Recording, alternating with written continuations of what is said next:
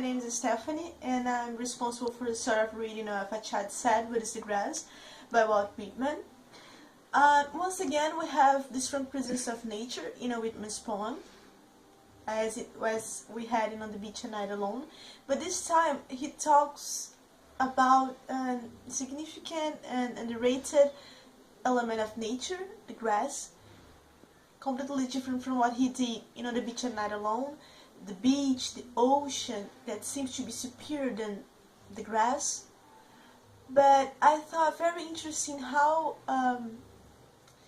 the fact that this element, the grass, triggers a deep reflection about life and death, about God and nature, and even a reflection about the possibility of having life after death.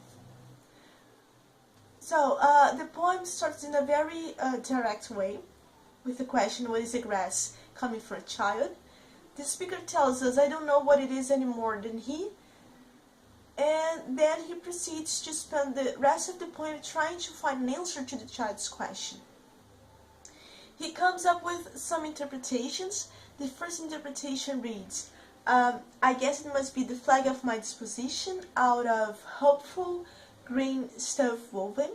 I understood this flag of my disposition as a sign of the presence of God in nature. God lives in nature, in the grass or in the ocean. He's in everywhere, and it implies a different relation between us and God. He's not distant, he's more accessible, he's not as distant as we may think he is nowadays. And after that, the speaker also compares the nature to a child. Sorry. He says, or I guess the grass is itself a child, the produced baby of the vegetation. If he compares the grass with a child, I think we can understand that he means that we are part of nature too. So if you think about it, if God is part of the nature and we are part of the nature too, we are part of God. I don't know if it makes sense to you, but I don't know, when I read the poem, I think it made sense. It made sense to me. Okay, after that,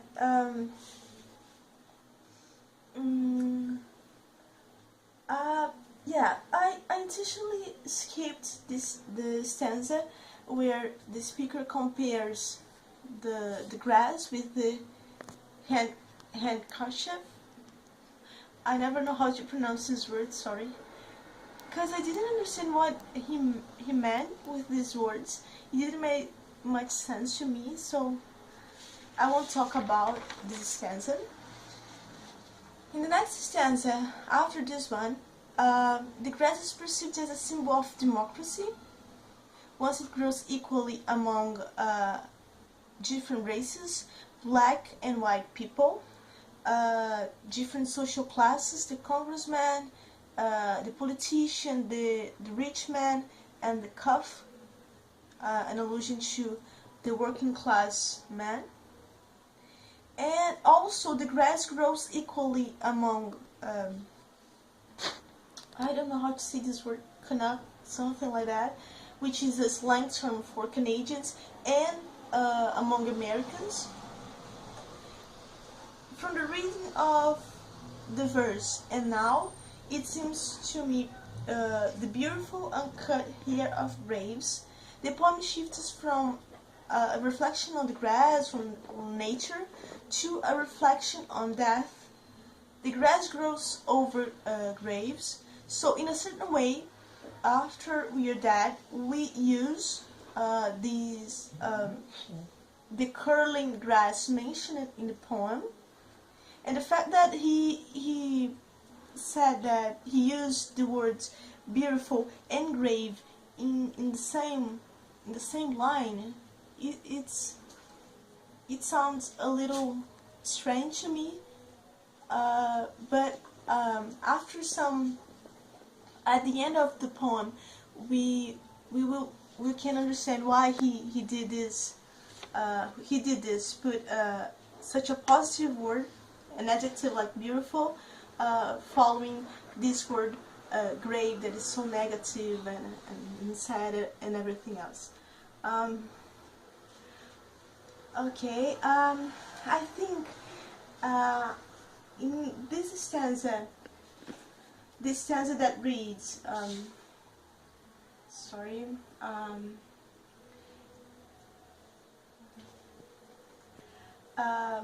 tenderly will I use you curling grass.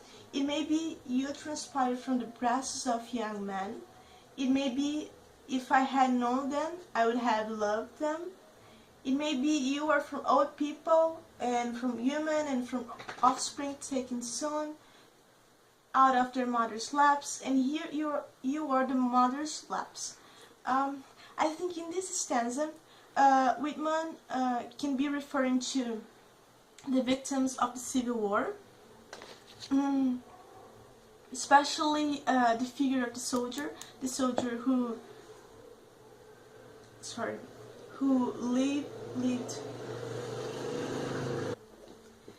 So I think, maybe Whitman is referring to the victims of the Civil War, especially this figure of the soldier who leaves his house, who leaves his parents, his mother's lap, to go to war and die there. But it can also be related to any victim of the war, man, human, children, and at the end of the poem, the speaker wonders if he's guessing correctly the meaning of the grass, and but then he's confident that all of them, all the victims of the war, all men and women and children who died during the war, are alive, but in a different form. So I think in the end, at the end of the poem, we can get to the conclusion that the grass is a representation of the continuation of life after death. Spiritualism takes way towards the end of the poem when the speaker says that nothing ever dies. It is just that it goes into something other form, and that form may again get back and turn into life. It is related to the concept of reincarnation, the transmigration of the soul, and the doctrine of cyclical existence. And at the very end of the poem, he says, and to die is different from what anyone supposed, and luckier. The usage of these two complete opposite words, die and luckier, just reinforce his idea, his positive view on death. Death is not the end. Life. I think this is it. Leave your comments. Bye.